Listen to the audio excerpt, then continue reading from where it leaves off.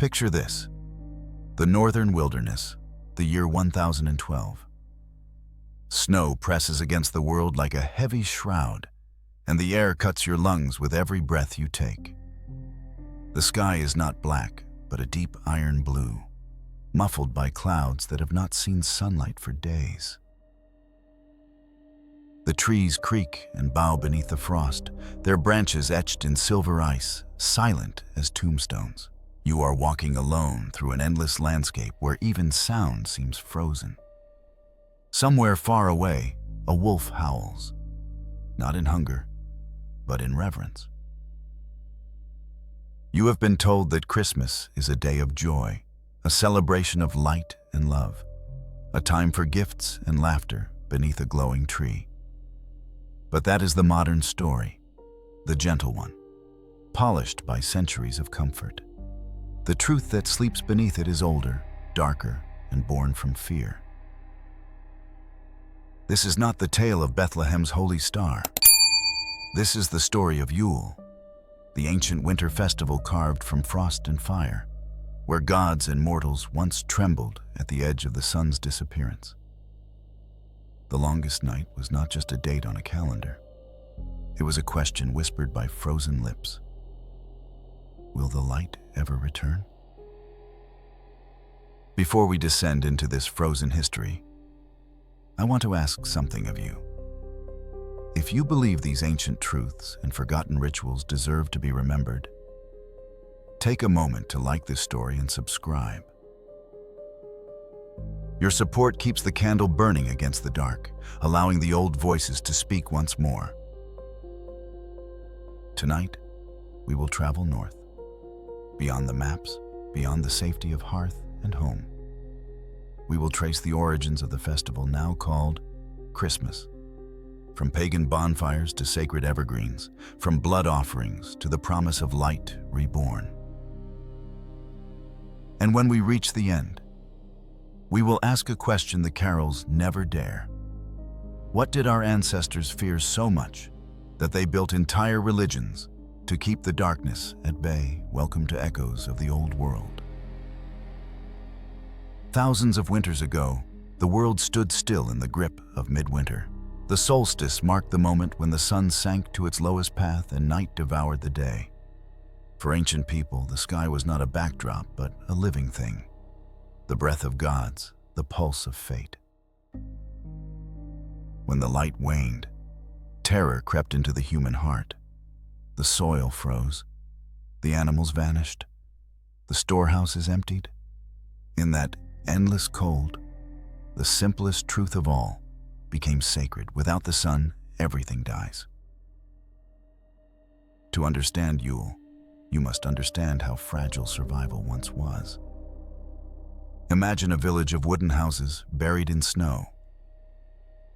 The last crops have long been harvested. The livestock shiver under thin roofs. Hunger prowls like a ghost between every wall. In these dark weeks, people saw the world as caught between death and rebirth. The sun's retreat was not mere astronomy. It was a spiritual test. A moment when gods and spirits waited to decide whether humankind deserved another spring.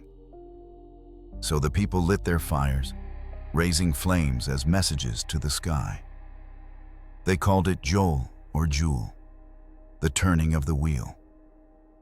The word itself, Yule, comes from this turning, a cycle of death and renewal older than any known scripture. In the Old Norse tongue, Yule referred to the great feast of Odin, the All-Father, who during winter led the wild hunt across the frozen skies.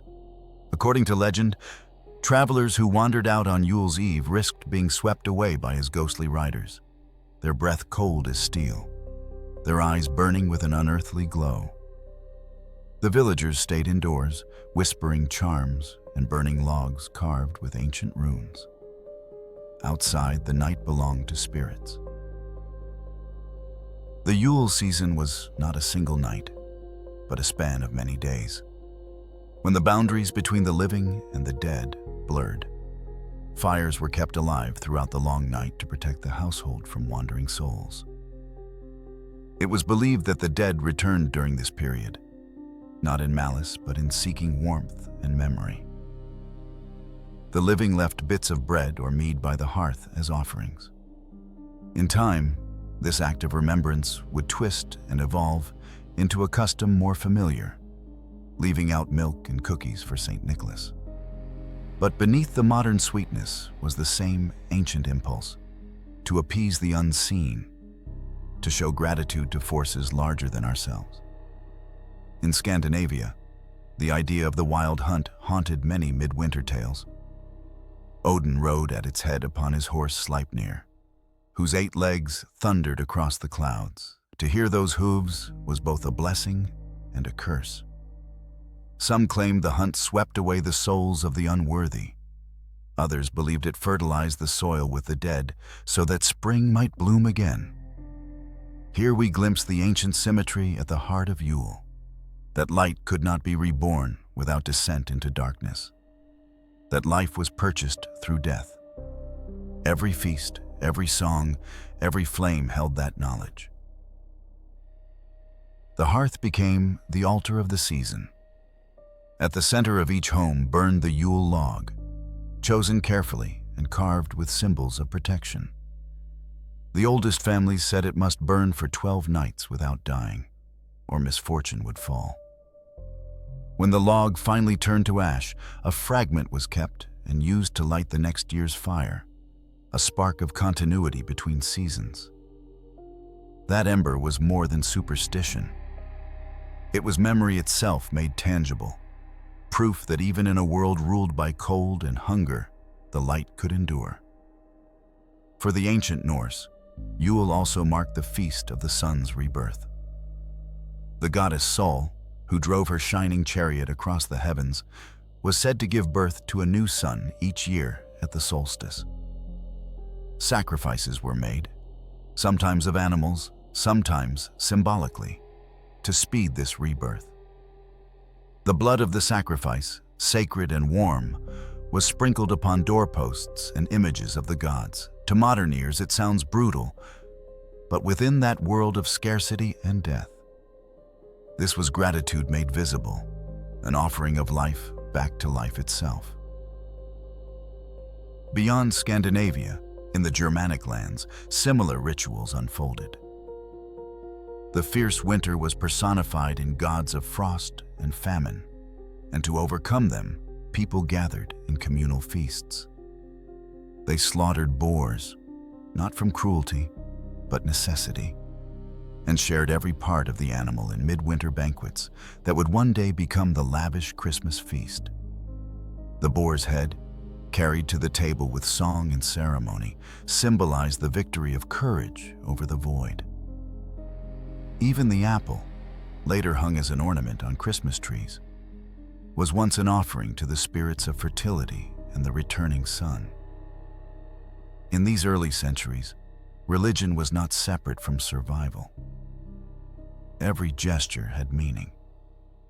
Every custom was a pact. They believed the wheel of the year turned only because people remembered to honor it. Forget the fires, and the sun might not rise. Stop the songs, and the darkness would grow without end. It is a frightening thought that light depends upon faith. Yet it might explain why so many of our winter traditions endure long after their gods have faded. But there is another side to the story, the psychological one. To ancient minds, winter was not simply cold. It was isolation, silence, and despair. The human psyche needed ritual to hold back that void. Yule united communities in a shared defiance of mortality. Around the fire, people told stories, sang of heroes who fought the frost giants, and watched the sparks rise like souls ascending.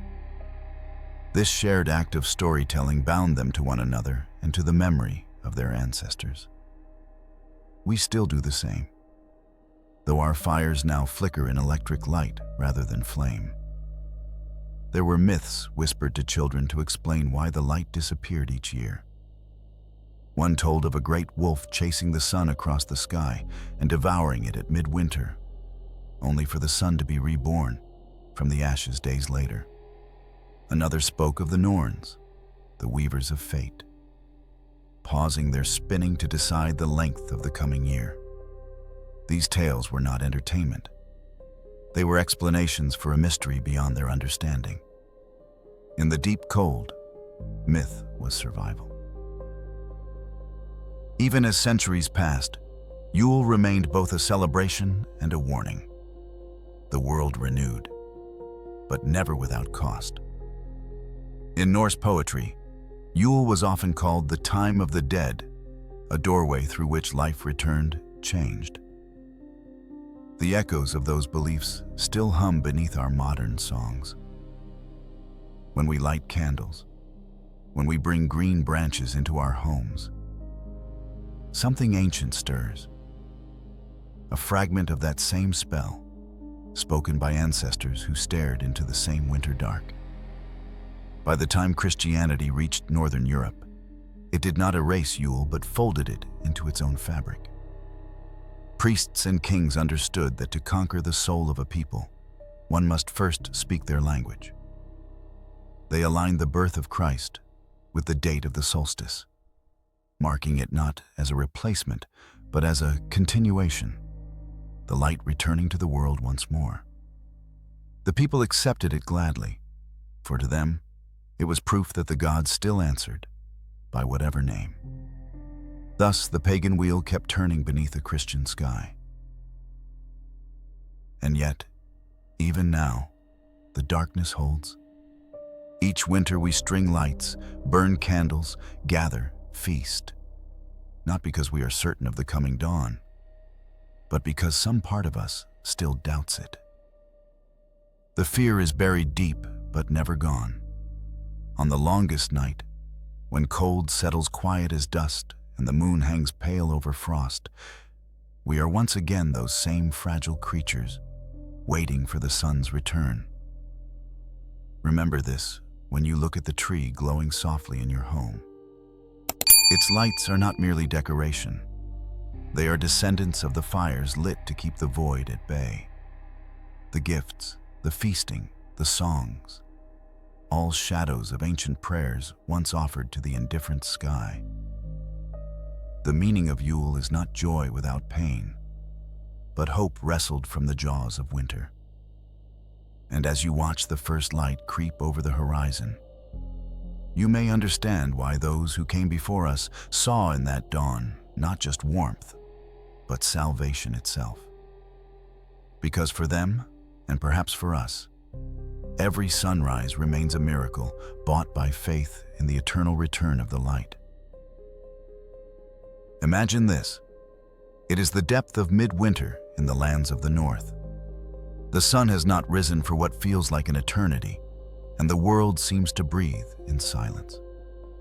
The snow glows faintly under a sky filled with frozen clouds, and your shadow has long disappeared. Every sound, a creaking door, the whisper of wind across the roof, feels magnified by the stillness. Inside the longhouse, the hearth burns low, the last kindling almost gone. It is in this moment that the ancient people of the North made their most important choice: to surrender to the cold or to fight it with fire. Yule was not merely a feast, it was a ritual of defiance. When the darkness tightened around the villages like a noose, the first spark struck from flint marked the beginning of hope. Fire was not only warmth, it was the heartbeat of the earth, a rebellion against the frozen void. To light a fire during Yule was to declare that death itself would not triumph. As the first flames rose, they painted the faces of the watchers gold and red, transforming fear into sacred awe. The Yule log was the centerpiece of this defiance, a ritual passed down through generations. It was not simply a piece of wood.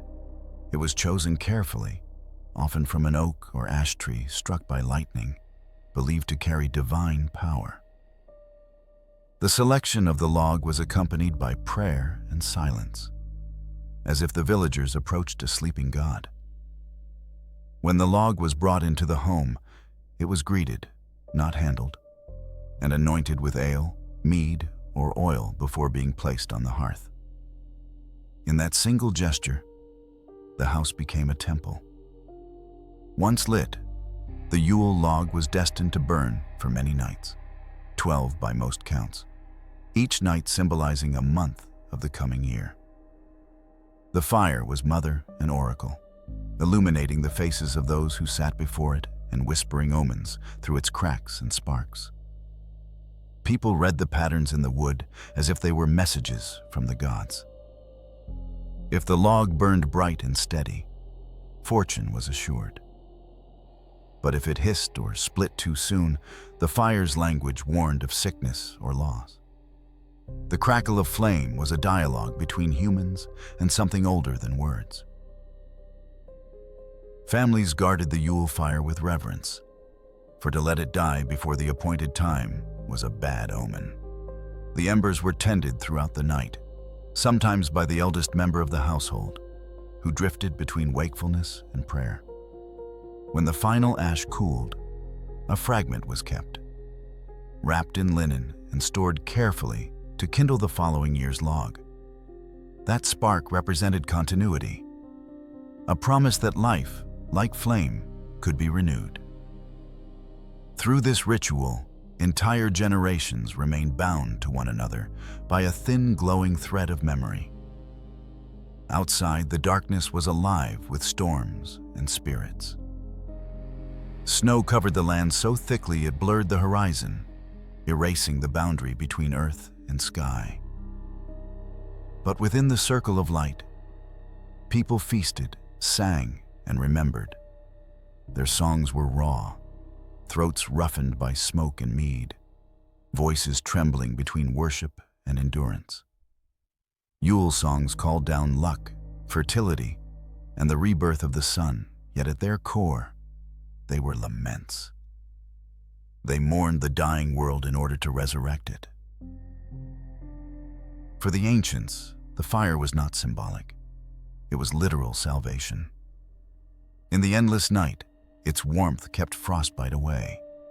Its light repelled the wandering dead, and its glow reminded them that there was still something untamed inside the human spirit. It was a resurrection enacted nightly. Every time the sparks jumped, they mirrored the stars beyond the clouds, an earthly reflection of the sky's eternal fire. To feed the hearth was to keep the heavens alive. In the oldest traditions, each village had a great communal fire as well. High in the snow-choked fields, people gathered around a massive bonfire built from logs soaked in oil. When lit, it could be seen for miles, a beacon to both gods and those lost in the dark. Historians would one day call these gatherings primitive festivals. But to those who lived them, they were sacred acts of renewal. Men and women danced around the flames, their shadows twisting into monstrous shapes, part human, part spirit. In that wild revelry, the barriers between the living, the dead, and the divine melted. Fire was the meeting ground of all realms. From this same fire emerged one of the earliest instinctive technologies of celebration: light in abundance.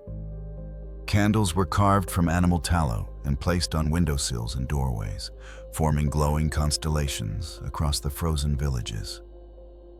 Each one shone as a private prayer. Together, they called the sun back. Some were shaped in human form. Others bore images of snakes, trees, or stars, all symbols of eternity. These were not decorations. They were spells made of smoke and light. In the heart of these rituals lay the idea of reciprocity. The people gave light to the darkness, and in return they believed the gods would return light to the world. This covenant would sustain them. When Christianity spread centuries later, Missionaries found it nearly impossible to extinguish that devotion to fire. So they reinterpreted it. The Yule candles became the light of Christ, the embers became holy relics, and the hearth found new meaning, not as an altar to the old gods, but to the divine child born beneath a star. Yet even in transformation, the essence of the ritual survived. The magic simply changed its name. Fire also marked the threshold between the sacred and the profane. When families left offerings beside the hearth, bread, beer, and pieces of meat, they were feeding both ancestors and gods. The flickering light attracted them, just as it did moths and men alike. It was common belief that unseen guests entered the home on those nights, drawn by warmth. If the flame burned calmly, it meant they were pleased. If smoke drifted toward a certain person, it was said the spirits had chosen to bless them. In this paradoxical comfort, life and death dined together without fear. For the young, Yule was a night of wonder.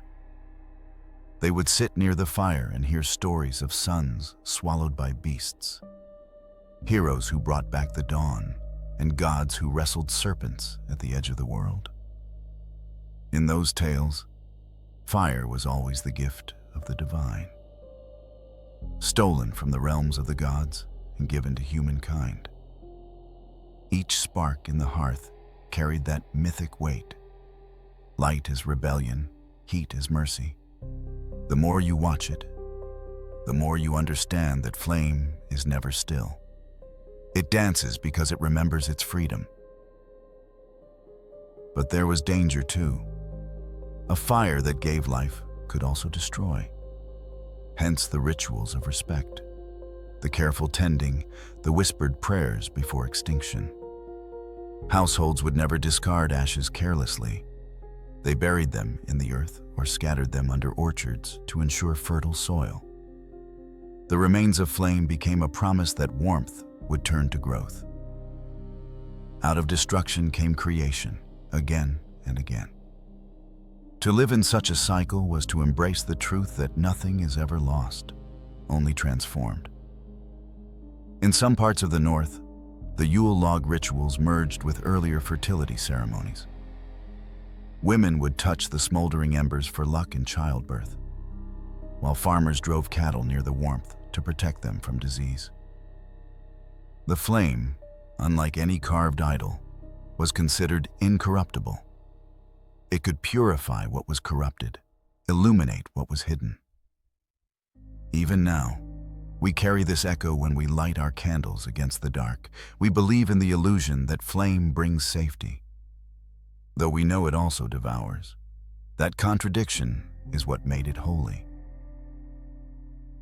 Beyond its physical purpose, fire symbolized the human will to endure. The ancients saw themselves reflected in it, fragile, hungry, but brave enough to keep burning. To lose one's fire was to lose purpose. That idea survives in language itself. How we speak of passion, of zeal, of the light in our eyes. Those metaphors were once literal. People needed fire not only to survive, but to believe. In its glow, they imagined God smiling, ancestors watching, and the cycle turning once more. For one fleeting season, eternity seemed possible. As the Yule nights passed, the villages grew quieter. The fires dwindled, but never completely died. Each ember pulsed like a slow heartbeat, a pulse of promise beneath the ashes. When finally the sun crept back over the horizon, weak but visible, the people greeted it not with surprise, but recognition. They had kept their part of the covenant. They had burned against the cold, and in return, the world had delivered dawn. The first rays touched the smoke rising from hearths, turning it gold, light feeding light. We may not gather around hearths anymore, but the same ritual continues in softer forms. Strings of lights, candles on windowsills, glowing screens in dark rooms, each one a modern echo of the Yule flame. We are still builders of fire, still defiant creatures standing before the long night. When we strike a match or plug in a string of bulbs, it is not comfort we seek, but assurance that the darkness has not won, that warmth will return, that we still matter enough for the light to find us. So remember this, as the flame flickers before you, its language is ancient, older than words, older than prayer. Fire is not a symbol of faith, it is faith itself, alive and trembling, devouring darkness to create renewal. When you light your candles this December, you are not merely decorating, you are continuing the oldest ritual of them all. You are summoning the sun back to the sky, and in doing so, you are repeating the secret every ancestor once knew, that even in the frost, something burns that winter cannot kill. Picture this. The snow lies heavy upon the roofs of a Germanic village, the smoke from countless chimneys stretching skyward like thin gray prayers. The sun has begun its slow return, barely visible over the horizon, casting a fragile, reddish glow across the frost. Inside, the air is thick with the scent of meat, fire, and pine resin. The people have gathered, men, women, and children, wearing furs to block the cold, their faces reflected in the oil lamps, trembling with flame. A feast is about to begin, but it is no mere celebration. It is a bargain struck with unseen powers. The midwinter feast was the beating heart of Yule, a moment when fear and hope shared the same table. The frozen earth outside reminded everyone how close death lingered, yet the long room pulsed with life, laughter, song, and the rhythm of drums. This was the paradox of the pagan feast: to defy hunger by honoring it, to dance for joy on the edge of despair. Each plate of food, each drink of mead, was a prayer disguised as pleasure. You were not simply eating, you were feeding the sun, giving strength to the world that slept beneath the snow. In the oldest stories, the first midwinter feasts were gifts offered to Odin, Freyr, and the Vanir gods, tied to fertility and fortune. Boars were brought forth, strong and sacred animals representing the god Freyr himself, who governed peace and abundance. The sacrifice, though grim to modern minds, was an act of reverence rather than cruelty. Blood was a symbol of life returning to the soil, a promise of renewal. What we now call a roast feast began as a rite, warmth and sustenance shared equally between mortals and gods. The scent of meat rising to the heavens was believed to carry human gratitude to the divine. As the century wheel turned through time, these offerings evolved into structured banquets lasting many days. Great halls echoed with chants, horns, and the pounding of wooden cups. Mead flowed like amber fire, clouding minds but clearing spirits. Each toast had meaning beyond the moment. One horn was raised to the gods, another to ancestors, another still to the coming harvest. Every swallow tied the living to the dead. The mead itself, golden and sweet, was thought to contain a spark of the sun, a liquid sunlight shared among all. It was in these halls that the tradition of communal generosity was born. No one feasted alone. The poor, the travelers, even strangers from distant tribes were invited, for generosity ensured survival. In feeding others, one fed fortune itself. To deny a hungry guest at Yule was to invite the wrath of spirits who might turn the fertile fields to stone. Thus, food was not only nourishment, but protection, a shield woven from kindness. In the dim firelight of the long hall, charity was as sacred as sacrifice. The feasts were loud but purposeful. Between songs and laughter, solemn rituals unfolded. The master of the hall would rise and pour ale upon the floor in libation to the ancestors, the smell of malt thick in the air. Children watched in silence, learning through spectacle that the past was not gone, but present. Every feast was a crossroads where the living conversed with the dead. Afterward, the bones of the meal, the remains of the slaughtered boar or deer, were buried in the frozen soil to complete the cycle. Flesh returned to earth so that spring would rise again. Even celebration was bound to the laws of decay. Across the Northlands, each region held its own customs. In Sweden, the midwinter sacrifice known as Disablot honored the spirits of women who guarded the lineage of families. In Iceland, settlers invoked Thor to protect them through the harshest months. In Anglo-Saxon England, the word Yule described both the feast and the turning of the year. These variations shared one constant truth. Yule was renewal through remembrance. To eat and drink was to affirm the human place within a larger cosmic order.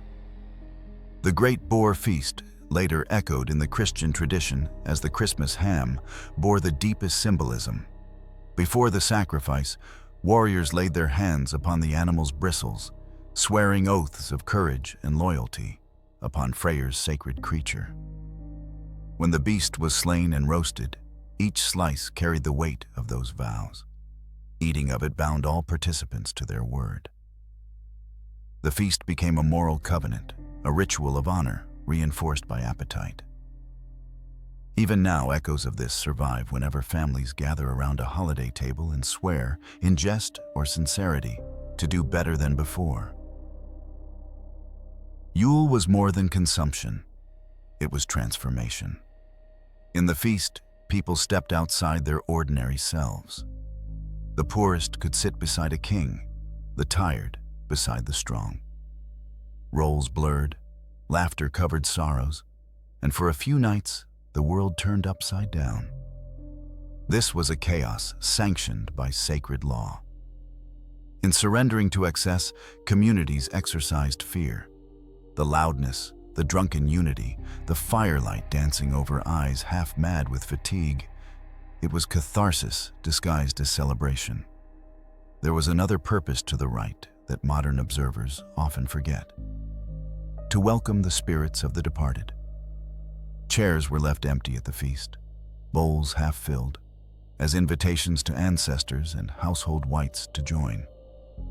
When the fire crackled or the candles flickered, people spoke softly, believing it was the unseen guests responding.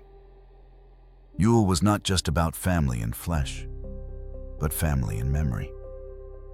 The dead and the living ate together. Such intimacy with death softened the fear of it. Outside, the frozen world was still hostile. Predators prowled. The wind moaned through the gaps of the hall. Yet the songs inside were strong enough to hold the cold at bay. Every voice was a spell. Every rhythm upon the table was a heartbeat for the sleeping sun. Through laughter and story, light crept back into the world, one syllable at a time.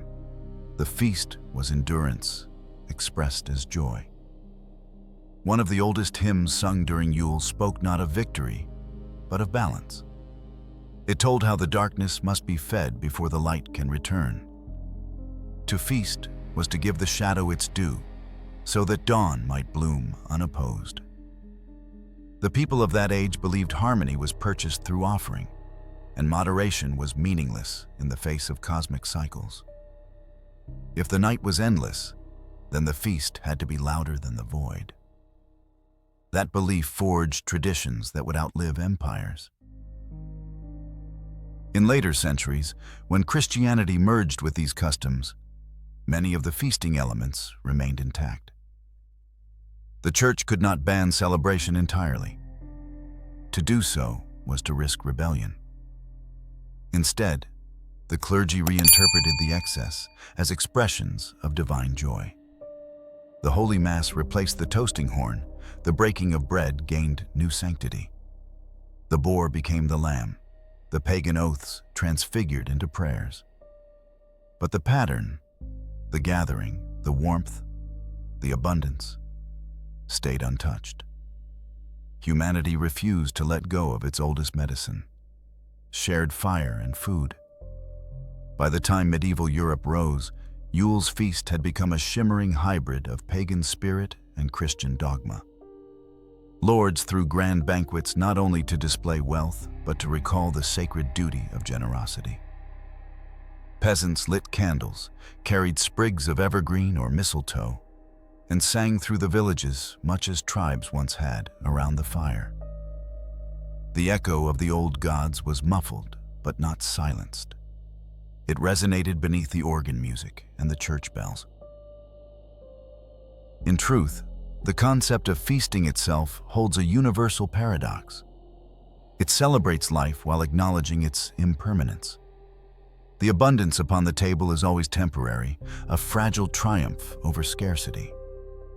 The ancients knew this instinctively. Their joy was sharpened by awareness that the next winter might be harsher, that each bite could be the last before famine returned. To feast under those conditions was the bravest act imaginable. It was gratitude performed at the edge of extinction.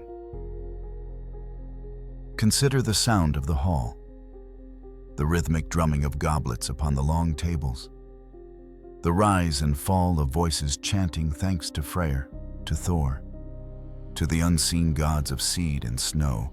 Beneath it all, a low hum, the heartbeat of dozens breathing as one. That sound was the very definition of civilization. To eat together was to create meaning. To share warmth was to become human. Every civilization after would inherit this truth, even if they forgot its name. When the feasting was finally done and the last song faded into embers, silence returned. The cold reasserted itself, pressing at the doors, whispering through the cracks. Yet something had changed. The air smelled of smoke and spice. The people had filled the emptiness with abundance. The world, having shared its darkness, now felt ready for light. In that silence they felt the turning of the wheel, invisible, unstoppable, eternal. If you listen closely, you can still hear them. The laughter, the prayers, the haunting echo of songs meant to summon spring. Behind every modern Christmas dinner table, every toast of wine hides the same defiance. We feast because we are mortal. We eat because the night is long. The echo of the pagan feast lingers, feeding us still with its ancient warmth, reminding us that no matter the century, fire and fellowship remain our only true cathedral.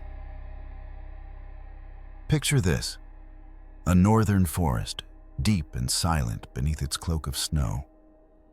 The cold air cuts through you like glass, and every step crunches on frost-hard ground.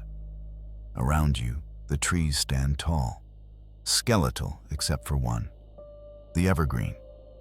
Its branches shimmer with life, defiant against the gray. Everything else sleeps or dies, but this tree remains untouched, its needles glistening dark and alive in the half-light. In that stillness, you can almost hear the tree breathing, exhaling the hope that winter has not yet conquered all. To our ancestors, that greenness was not a simple marvel of. It was a sign, a whisper from the world that life endured even in death's season, when all other vegetation browned and shriveled. The evergreen alone retained its color, and therefore its soul. People cut branches to bring into their homes, decorating doors and altars as if inviting itself to witness their survival. These green boughs were not decorations, but talismans, protecting families from spirits that followed the endless night. Every evergreen carried meaning. The pine spoke of strength. The holly, with its shining leaves and cruel red berries, symbolized sacrifice and the blood of the earth. The ivy wound like a serpent across the cold soil, representing eternity and rebirth. The mistletoe, rare and precious, grew high and unreachable, a gift from the gods themselves. Each plant stood as a divine emblem, a bridge between winter's death and spring's return. Together, they formed the ancient vocabulary of life triumphant. In those early centuries, the act of bringing greens indoors was not about adornment. It was survival magic. The green branches were thought to keep sickness, hunger, and death from crossing the threshold. To ancient families seated in wooden huts barely held together by ice, every sprig of holly was a shield, every fern a whispered prayer. Even the placement of these plants was deliberate. Pine hung above the door to repel wandering spirits. Ivy wound across beams to guard dreams. Mistletoe was suspended above the hearth, where heat and breath commingled. In Celtic lands, the Druids revered mistletoe as a sacred embodiment of vitality. Because it thrived without touching the earth, it was believed to grow between worlds, the mortal and the divine. To harvest it required ceremony. The Druid would climb the oak, scythe in hand, cutting it as worshippers below caught it in white cloth to prevent it from touching ground. The berries, pale as milk, were mixed into potions and charms. Over time, this sacred herb's meaning softened. It became an emblem of love and peace. To kiss beneath it was to invoke the same life force earlier generations had called divine. But holiness was often painted with blood. The holly's red berries were said to spring from wounds inflicted upon the forest itself, the land bleeding in sorrow for the fading sun. When cut, its wood oozed a faint, red-tinted resin, the echo of sacrifice. In many Norse and Anglo-Saxon homes, holly branches were placed around the Yule fire, their crackle believed to mimic the cries of the old spirits being driven from the house. In the morning, the ashes were scattered across frozen fields as a promise. The green will return, nourished by suffering. The symbolism of green and red we associate with Christmas today was not chosen at random. It grew from this ancient tension, life versus death, warmth versus blood. Red was the peril necessary for rebirth, green the salvation beyond it. Even in our modern festivity, glimpses of that pagan understanding persist. The holiday palette, so cheerful on cards and sweaters, was originally a code for survival. It meant life costs something. It meant rebirth has a price. The tree itself, standing proudly in every home each December, has roots older than Christianity. Among Norse and Germanic tribes, the evergreen represented Yggdrasil, the cosmic tree that held the 9 realms together. Each needle was a soul, each branch a world, its trunk a tether between heaven, earth, and the underworld. When people decorated their evergreens, they were paying homage to that cosmic connection. Apples were hung to symbolize the fruit of immortality. Candles shimmered across branches as miniature suns, pulling dawn back into the world. In this act, they were not worshiping idols. They were reconstructing the universe inside the home. Some villages would burn entire evergreen trees in communal fires, calling the flames the death of winter. Others kept them outside, untouched until the equinox, allowing the living tree to serve as a sentinel against evil. The ritual varied, but the intent remained: to make peace with the dangers of the season through reverence for the life that endured it. The trees were reminders that even under snow and silence, the sap still ran, slow, patient, immortal. There was another kind of green that thrived in shadow: ivy. Unlike the upright pine, ivy crawled and clung, its strength in its persistence. It wound around dead trunks and crumbling stones, turning decay into something beautiful. The ancients saw in it the promise that even what dies can nurture new life. Where holly spoke of blood and sacrifice, ivy offered the quiet assurance of resurrection. To hang ivy alongside holly was to unite death and life as partners rather than enemies.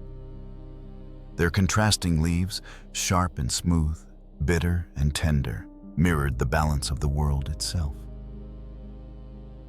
As the Roman Empire stretched north, the peoples of the Mediterranean brought with them another emblem, the laurel and pine wreath. Originally crowns for victors, wreaths became offerings to household gods during midwinter festivals like Saturnalia. When the custom mingled with Nordic traditions, evergreens were woven into circular forms symbolizing eternity. The wreath's endless loop, without beginning or end, told of time's cycle, the same wheel that Yule represented. Each wreath was not decoration, but declaration. The year turns, and so shall we. The home at midwinter became a forest reborn. Every beam and corner filled with green life harvested from frozen fields. Shadows of the forest crept inside, merging with the flickering light of the hearth. The ancients did not fear these shadows, they welcomed them. To live alongside the symbols of vitality and death was to admit that both forces shaped the human spirit. When the cold wind moaned through door cracks, people touched the pine above their heads and whispered gratitude. The forest was not outside anymore. It lived within their walls. As Christianity took root across Europe, the symbols persisted, though their meanings shifted. Priests reimagined the evergreens as symbols of eternal life through Christ, their unchanging color reflecting divine constancy. The holly became the crown of thorns, its red berries drops of sacred blood. Ivy came to represent human faith clinging dearly to salvation. The mistletoe, once sacred to gods of fertility, was now framed as a token of goodwill and love. What had been pagan talismans transformed into Christian allegories, yet the faithful still hung them, perhaps knowing deep down that the old gods watched from beneath the leaves. Through centuries, these greens survived wars, plagues, and reformations, not because religion demanded them, but because the human heart did. We need reminders that life can persist in the heart of winter. The fact that something remains green against all odds has always struck us as miraculous, and we chase that feeling again and again. To weave a wreath, to light a tree, to touch a leaf that should have died months ago, these are acts older than any text or creed. They are instinct turned ritual. Even now, when we set up a Christmas tree, we mimic the old rites more closely than we realize. We dress the evergreen with shining symbols, orbs for the fruit of renewal, stars for the divine fire returning, and garlands for the binding thread between generations. Beneath its branches, we leave offerings, now wrapped as gifts rather than sacrifices. But they fulfill the same ancient purpose: gratitude to the force that sustains us through darkness. Beneath the tinsel and laughter, the ritual still breathes. It is the same promise renewed since the first fires of Yule. The modern home, glowing with electric light, may seem far from that ancient hut in the snow. Yet every time a candle flickers beside a wreath, or a pine-scented breeze escapes through an open window, the distinction fades. We are repeating words our ancestors once spoke aloud: live, return, awaken. The holly's berries still gleam red as fresh blood. The pine still whispers its ancient vow of endurance. The green has never forgotten. It grows wherever we let it, patient and eternal. In this green and crimson, we can read the true philosophy hidden beneath Yuletide ornamentation. The cycle of life demands both endurance and sacrifice. The color of the leaf means nothing without the color of blood. Our ancestors knew this and embraced it with reverent acceptance. Theirs was not a fear of death, but a covenant with it, a promise that through darkness, something always remains. That is why the forest still stands within our winter halls, not for spectacle, but remembrance. So when you see the decorated tree standing tall in the dimness of December, remember its lineage. It once stood beneath frozen moons as an emblem of defiance against time itself. Its needles once symbolized the breath of the gods, and its green shade once shielded humanity from despair. It is not only a symbol of joy, but of struggle and survival. It carries within it the quiet roar of ancient forests that refuse to die. The green endures because the blood has always been shed. Every wreath, every garland, every branch placed gently upon a door is an acknowledgement of that truth. To honor the living, we must also honor the dying. To embrace winter, we must also love the frost. Yule was not about the denial of darkness. It was about mastering it. The ancient people of the North understood that wisdom in a way we have nearly forgotten. But perhaps, when we touch the needles of a pine or breathe the scent of holly in a dimly lit room, that remembrance stirs again.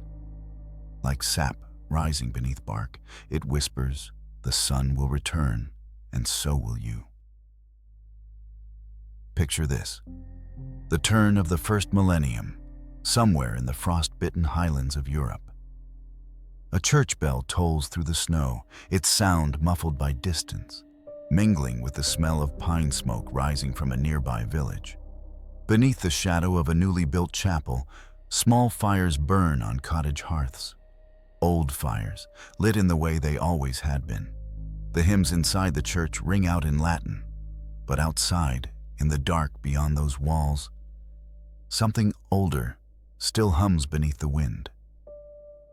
The gods of Yule are fading, yet they are not dead. The dawn of Christianity over the North was not a single conquest, but a slow eclipse. Missionaries arrived bearing crosses and holy water, but they walked into lands already consecrated by frost and flame. The people did not abandon their festivals easily. Instead, they layered the new faith atop the old rituals, merging heaven with earth, Christ with the sun, prayer with fire. The conversion of Yule into Christmas was not erasure, it was camouflage, a sacred disguise worn to ensure survival. The priests who ventured into those frozen territories knew better than to forbid the midwinter feasts. The people feared the long dark more than they revered doctrine. So the church adapted. It declared that the birth of Christ would be celebrated at midwinter, aligning the divine child's arrival with the rebirth of the sun.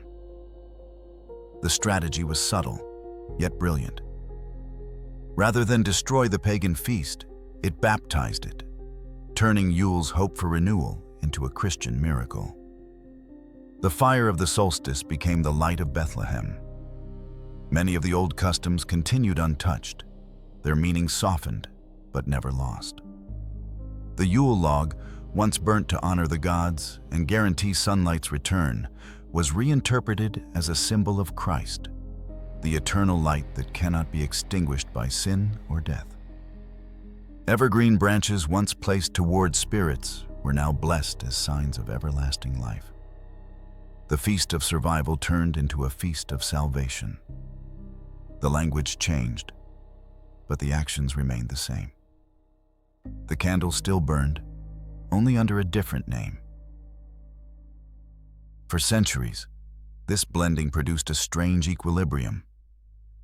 Christian priests preached redemption from pulpits, while peasants still whispered invocations to Odin beneath their breath. In the silence of the night, the two religions breathed the same air, bound by the same elemental fear. the terror of cold and darkness. The church wished to save souls, but the villagers wished to survive winter. Between them stood Yule, enduring and adaptable, neither forsaken nor fully holy. The church's adoption of the Yule spirit extended beyond the calendar, its symbols transformed into new parables. The star, once the celestial fire heralding the sun's return, became the Star of Bethlehem, guiding wise men to a manger. The evergreen tree's rebirth through winter embodied resurrection. Even the mistletoe's power over life and death found new resonance in the idea of divine grace. In each transformation lay compromise. The church absorbed the pagan language to translate its own message to a people fluent in myth. It is easy, from a modern distance, to view this as cultural theft. Yet in the dim light of that age, it was survival for both. The church needed hearts to convert. The people needed their rituals to endure. So Christianity and paganism wove together like ivy and stone, each clinging to the other for strength.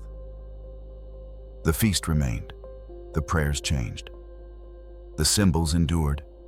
Their interpretations rearranged themselves like leaves shifting in the wind. Faith, after all, has always been a negotiation between fear and hope. In some remote valleys, older beliefs persisted for generations after conversion. Farmers blessed their fields in Christ's name, but still buried pieces of the Yule log in the soil to ensure fertility.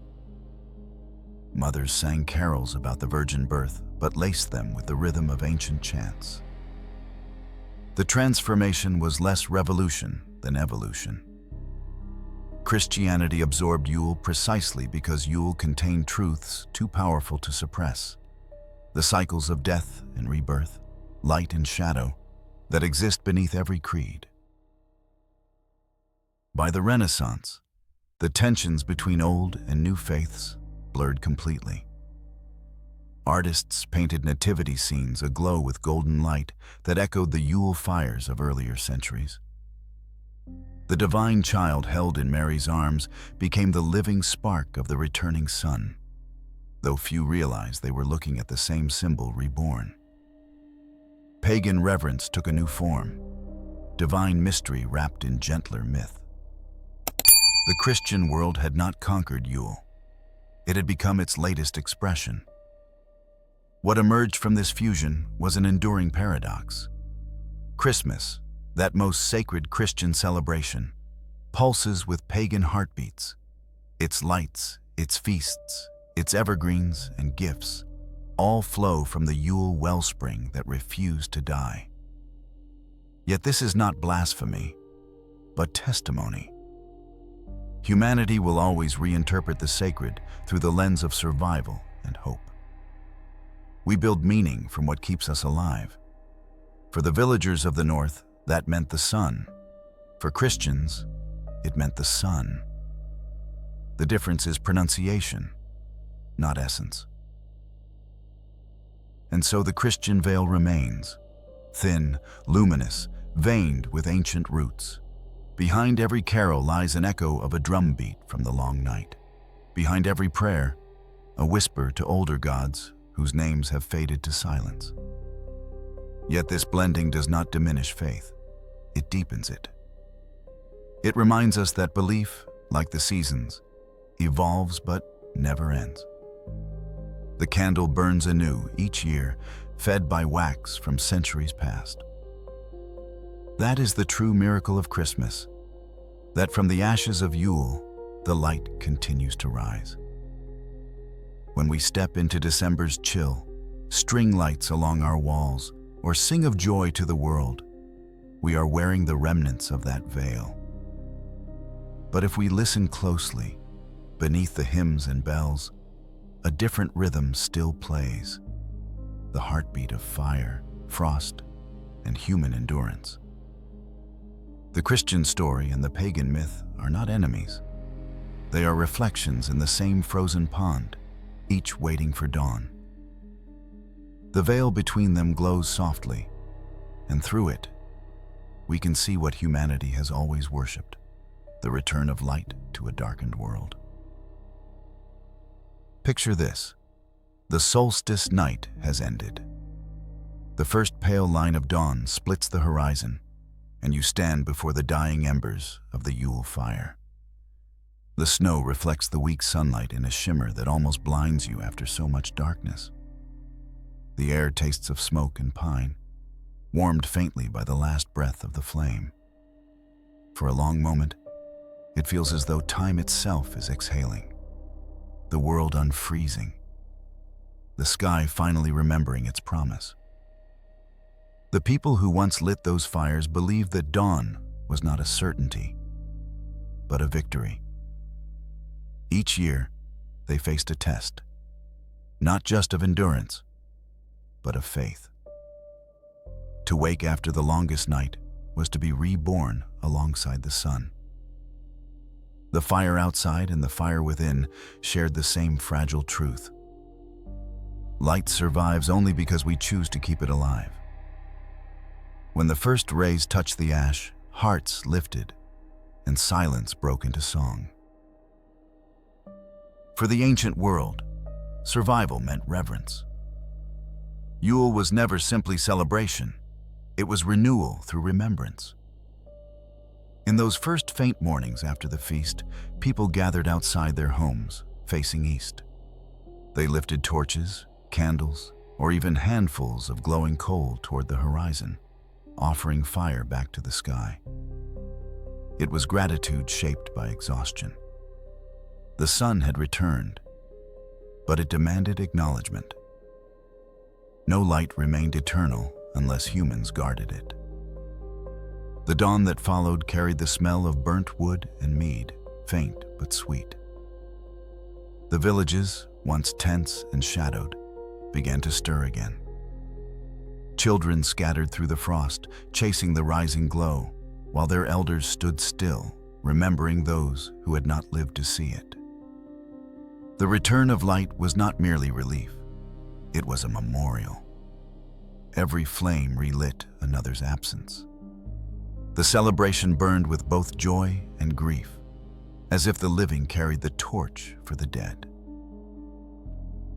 For those early humans, winter was not a backdrop, but a mirror.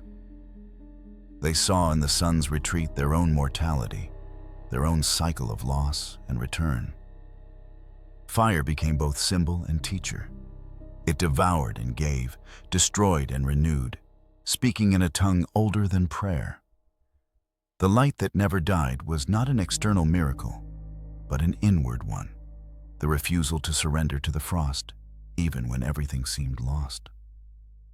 In that defiance, humanity found meaning. As centuries passed, the ritual changed its name, but not its essence. Churches replaced huts, yet the candles still burned along altar rails in defiance of winter's dark. Carols echoed where chants once did. The faithful prayed for salvation, but unknowingly, they were continuing the old vow to keep the flame alive through the longest night. The mingling of faiths created continuity masquerading as conversion. Though the words shifted, the gesture remained. Hold the light, no matter who grants it. This, perhaps, is the secret Yule left us. The sacred is not only in triumph, but in the endurance of what should have perished. The evergreen that refuses to die, the candle that flickers against wind, the human who believes despite despair. These are the same story told in different tongues.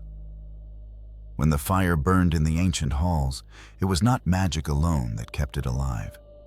It was will. And that will, passed down through generations, became the true divine inheritance. Even today, when electric lights banish the night with ease, the symbolism persists. We still adorn our cities with brilliance, as though instinctively remembering that brightness was once precious. We keep vigil through December's chill, surrounding ourselves with flame-shaped lamps and warm meals. It is an illusion of control, yes, but also a declaration of connection. In every glowing window still lives the echo of Yule, the small human insistence that darkness will not own us. That defiance runs deep in our psychological marrow. Winter tests more than the body. It challenges the spirit. The long, dark whispers of insignificance, of the futility of effort against time. To answer with light is to resist that void. To gather, feast, sing, and love in the face of death is an act of rebellion disguised as ritual. The ancients understood what we often forget. That joy is not the absence of fear, but its transformation. In burning together, they proved fear could be fuel. There is a certain beauty in knowing that our modern holidays carry this inheritance quietly within them. Every glittering ornament, every string of golden bulbs conceals a memory of firelight on wooden beams, of stories told beside flickering hearths. The light has changed in form, but its meaning has not. Every year we perform the same spell, however unknowingly. We summon the sun, we honor survival, we retell the story of resurrection through the language of celebration. When the sun rose on those early solstice mornings, the villagers did not rejoice for abundance yet to come. They rejoiced for having endured. The light was not victory, it was mercy. Their laughter, their feasting, their tears, all were acknowledgments of being spared for another cycle. In that humility lay the birth of gratitude, the first spark of what we later called faith. Humanity's oldest prayer was not for wealth or power. It was a simple one. Let the light return, just one more time. That prayer never ceased. Every civilization found its way back to it. The Egyptians watched the rebirth of Ra rise from the underworld. The Persians honored Mithra, keeper of light and justice, born at midwinter. The Romans sang for Sol Invictus, the unconquered sun. Each culture dressed the same fire in new names. The Christians gave it form in the child of Bethlehem.